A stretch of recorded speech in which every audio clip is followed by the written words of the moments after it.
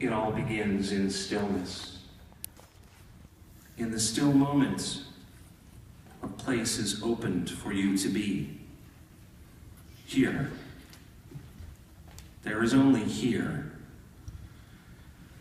In its perfect punctiform unity, there is this. We are at it. We have it. There's not much more to say. Here, there is only here. We live in stories always, and so to designate the importance of this still point, this solemn and simple place, we begin our story. And we call this state the origin. Nothing yet. We haven't moved at all. We just inhere in this state. Perhaps you find it lacking. It does seem to lack any action, any motivation. It is lacking. It has a hole. To have such a lack is to make a space for the holy to come fill it. But how to fill this hole in nothing? Wait, no longer nothing. Now there is a hole. Thus there is one. One, yes, one, standing out against the fabric of nothing, standing alone, standing in the rain with no umbrella, no cover, one. The loneliest one, one. It seems by its very existence and the non-existence of anything else to say its name and be identical with it. Or rather, there is nothing else. So it is one. Such hubris. How can this bastard child of the hole in nothing be so proud of itself? As though there were nothing else in the universe? Well, there is nothing else. And there is one. Thus is born two. Existence and non-existence, movement and stillness, A and not A. Now is the time for opposition. No opinion without its opposite, no figure without a ground. Doesn't matter where you've been, as long as it was deep. I need someone to please. I and thou, thou and I. While the cover of thou is drawn over me like a cloud, like a cape, the whirl of causality congeals and the world slows. What world, you ask? The world of I and thou. The world, the third element. The stage on which our love story is acted out. Our home. Three. Well, any home is empty without children. We leave our perfect continents and play in the world. Out of play is born so many children, 4, 5, 6, and 7. Since all these were born of the whole and nothingness, we name them children of the whole. Whole numbers they shall be named. Yeah, that is a joke, yes. As they spread out across the world and find so many guises, so many stories. The 4 horsemen of the apocalypse, the 5 elements of acupuncture, the 7 sages, the 7 days of the week, the 7 seas and all they contain. How would you, the listener, construct the numbers? Where would you start? Any concept must be defined only in terms of something simpler than it. It is difficult to think of something more elementary than a number. It took the genius of John von Neumann to realize that the null set could be used to build the counting numbers. Start with nothing, and then pass to the set consisting of nothing, and then to the set consisting of nothing and the set consisting of nothing, and so forth. The nature of these ordinal numbers is the bare essence of moments in time. one following another relentlessly.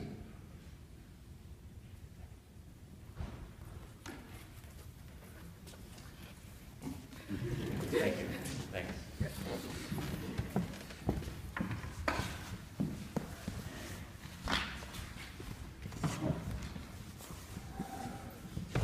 Moment number one, the world versus me. 7th grade was an exercise in failure for me. I had a good academic record from elementary school and had achieved some notoriety for learning many obscure facts and using them in unusual ways. As you can see, some things never change. My transition from elementary school to a large feeder junior high school was difficult. Too many new people. In fact, they had each come from their own elementary schools where they too had lived whole lives full of success. Many of them were kings and queens of the map game in entirely different kingdoms. A vague sense of non-uniqueness left me adrift.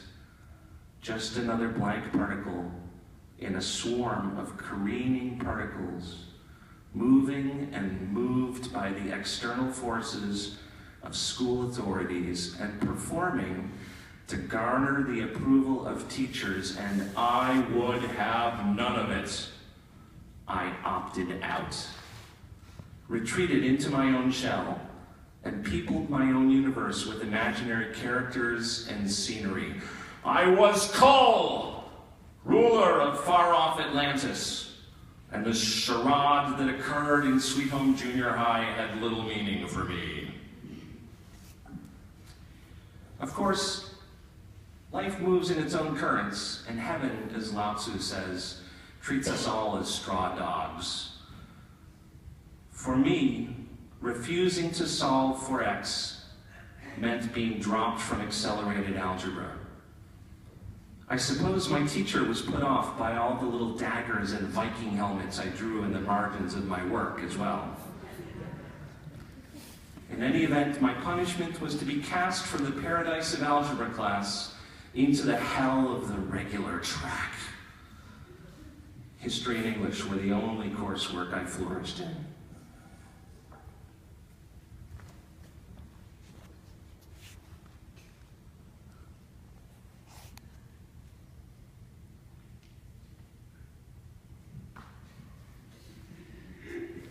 Moment 2, my discovery of nonfiction.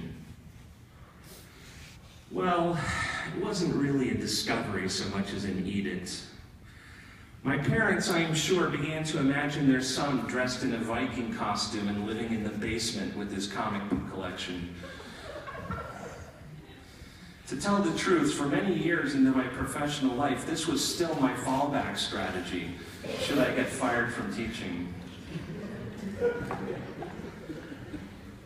When my parents sold my boyhood home, I felt as though the last security blanket had been ruthlessly torn from my grasp, and I had been plunged uncaringly into the world of adult banality and office politics. Such a brutal place and so inferior when compared to life in Lothlorien or Rivendell. In any event, my mother told me that I could only continue reading science fiction and fantasy if I also read some real books. Literature, I think she meant. It was a good thing, otherwise I would never have discovered Edgar Allan Poe, Mark Twain, or Charles Dickens. In Sherlock Holmes, I found a mentor, and I resolved to learn much more. I began reading nonfiction at night, gobs of it. History, science, philosophy. Imagine my math teacher's surprise when I asked to borrow more textbooks. Something about sigma notation caught my eye. The simplicity of a single operator to capture every type of discrete summation. The power of being able to write expressions that generated so many different types of sequences. Sequences of numbers began to dance jigs in my head, and I learned to use them. When biology class introduced us to the concept of evolution, I began to play with linear and nonlinear recurrences in an effort to capture the subtle dynamics of change. My aunt and uncle lived in Needham, Massachusetts, and our summer trips there and to the New England Mobile Book Fair opened my eyes even farther. Now, I should pause to sing a few paeans to the Mobile Book Fair. Anybody know it? Yeah. Oh, good. In truth, there was nothing mobile about it. An enormous metal supply hut. It housed thousands of current and used books piled willy-nilly about the place. Yes, there were pockets of order, but one had to look closely. There was, however, a real joy to be had in hunting through it. You never knew what you might find. Books were organized by publisher, not subject, and a single room could span the gamut of different types of fiction, non-fiction, what have you. The world of Dover Paperbacks, a book company totally dedicated to the preservation of out-of-print books, especially in mathematics and science, sang to me sweet songs of the possibility of understanding this universe into which I had been so rudely plunged. I bit big. My bookcases in my own room back home began to feature such esoterica as Comte's book on set theory, volumes on tensors and relativity, and Rudy Rucker's idiosyncratic little book on the fourth dimension. It featured the first drawing I had ever seen of non-Euclidean geometry, generated by pullback and push forward of two separate stereographic projections. That circle in the plane called the absolutes, it haunted my dreams. It only got worse when I encountered Nicholas of Cusa's phrase that God was a circle whose center is everywhere and whose circumference is nowhere.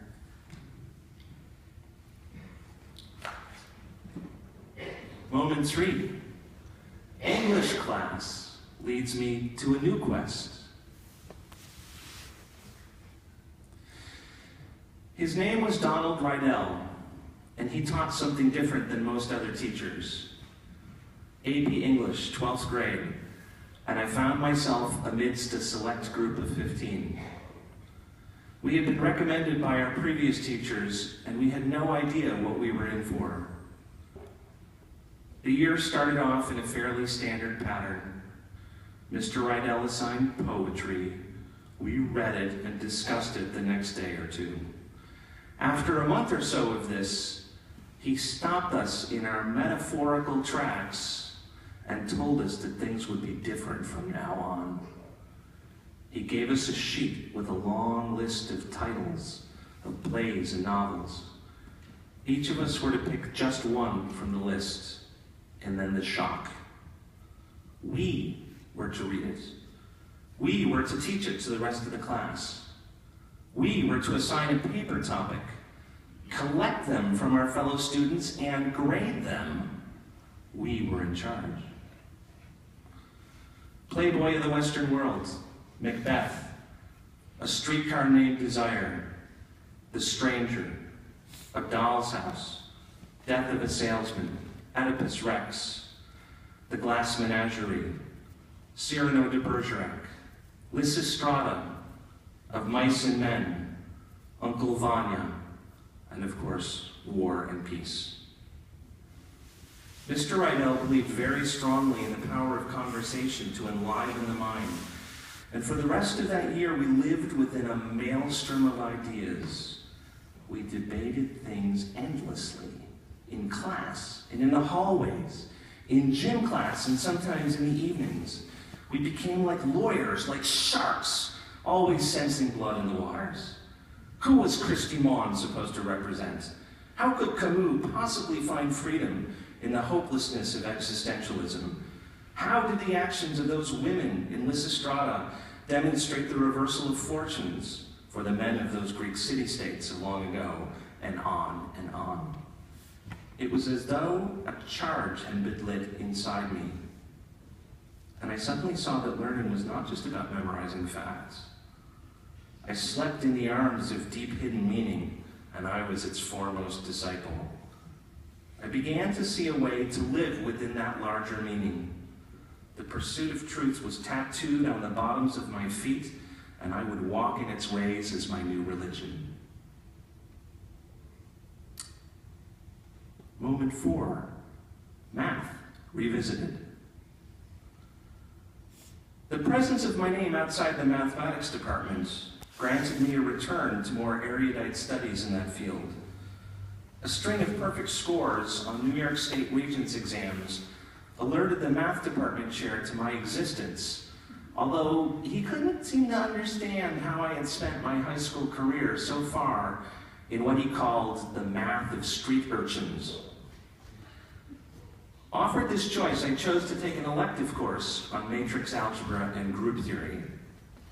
Ah, what is a group, I hear you cry?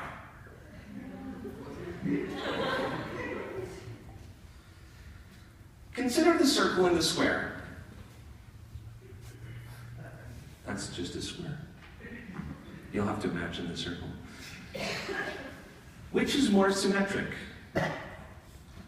By symmetry, we understand the invariance of shape and order under transformations of space. So, reflections, rotations. Think of the particular ones which fix the structure of the circle or of the square. For instance, we can do a horizontal flip.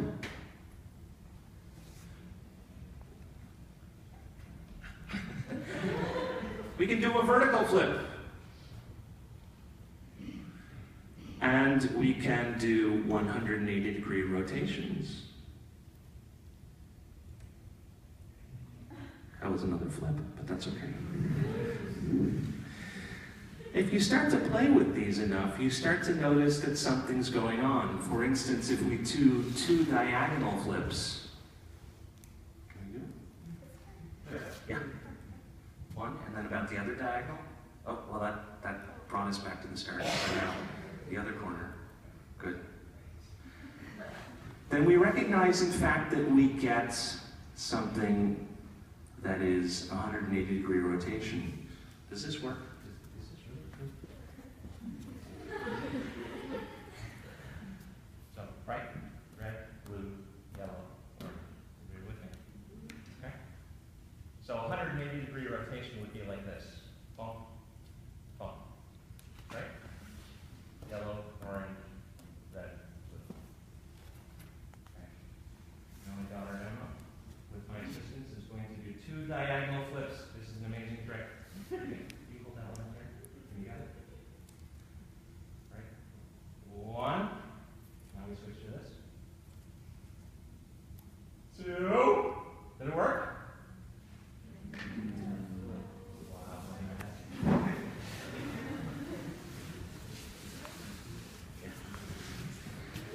We can form multiplication tables of these new operations, and we can start to see that they have structure, and we can do algebra, although certainly not the kind of algebra that I failed out of in the 7th grade.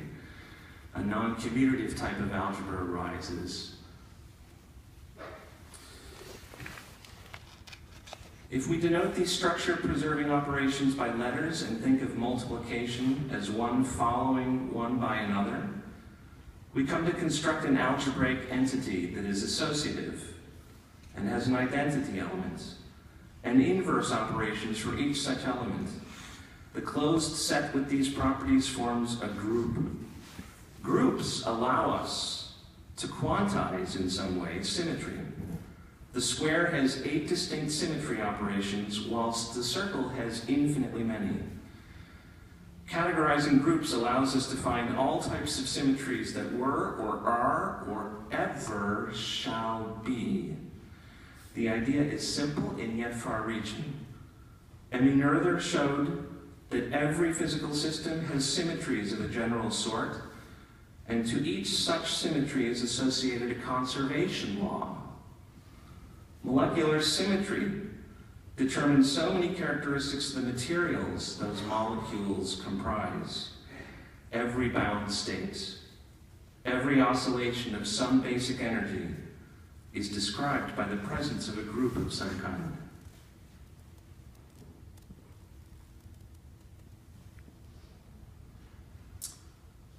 We may believe that we are all small, basically identical pieces of some larger mass ensemble. It's certainly how I felt in 7th grade.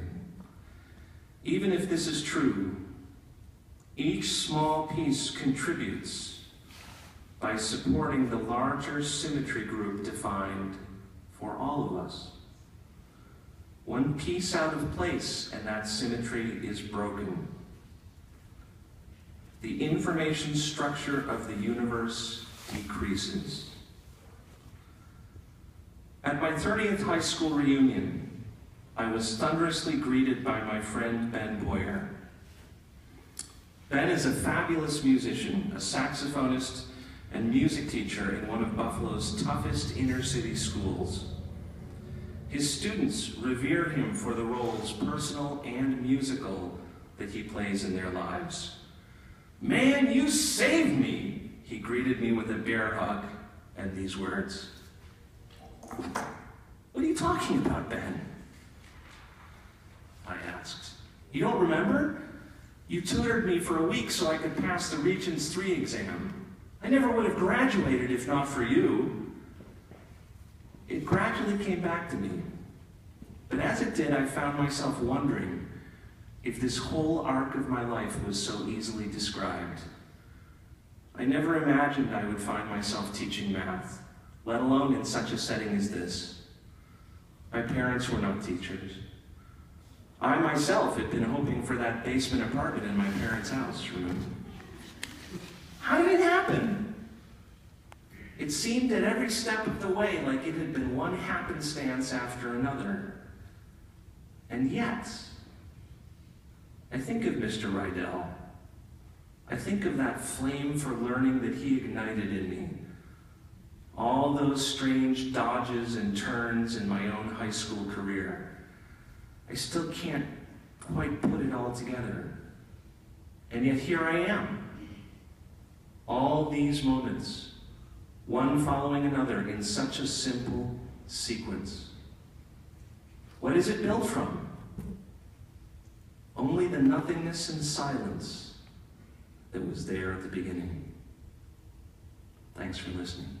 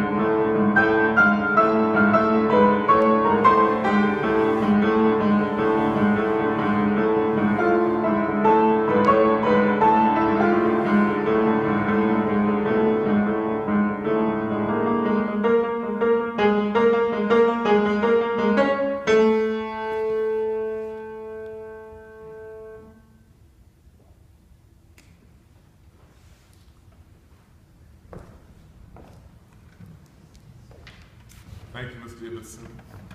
You are quite a group yourself. If you have time, please come and greet Mr. Ibbotson. And if you have more time, feel free to have something to eat or drink in the Stucky room. And if you have more time, then I'll give you a hug. Thanks for coming.